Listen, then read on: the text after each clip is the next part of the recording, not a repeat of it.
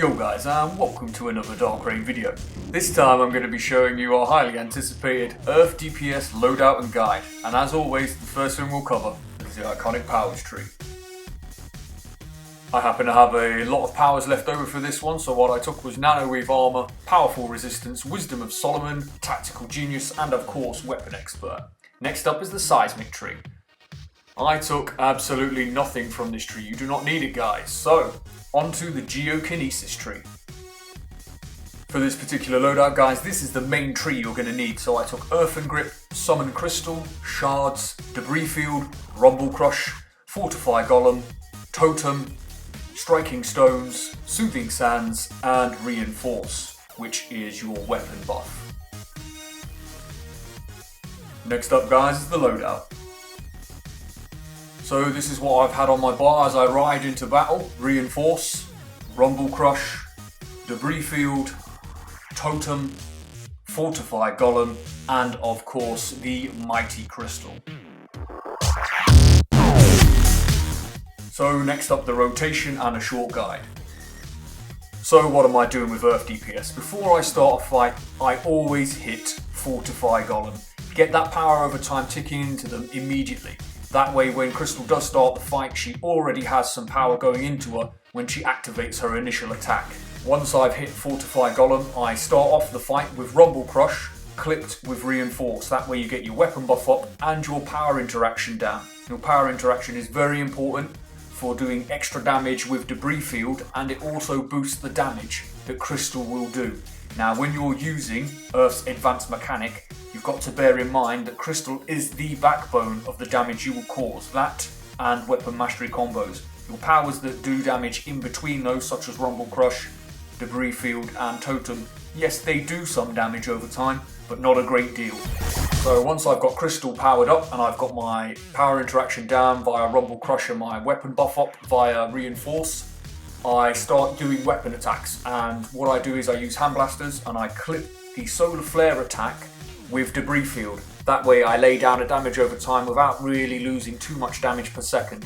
I do the same with Totem, as not only does it boost your crit chance, it also puts out a small damage over time. It's not sizable, and it also heals Crystal over time, which is worth it, because when she goes down, you've got to resummon her. Now guys, I will say if Crystal does go down, get her back up immediately, because as soon as you do, she's got a full power bar, and she will put the hurt down almost immediately. Hopefully you'll have Fortify Golem off of cooldown as well. Hit that up and she's getting double the juice. Next thing you know, she's putting an extreme amount of pain down the range for you. Now my top tip for DPSing with Earth is your positioning. You have to be within 12 meters in order to maximize the amount of damage Crystal does. It is not dependent on Crystal's proximity, but yours. So get within a reasonable amount of range without putting yourself and the rest of the group in danger.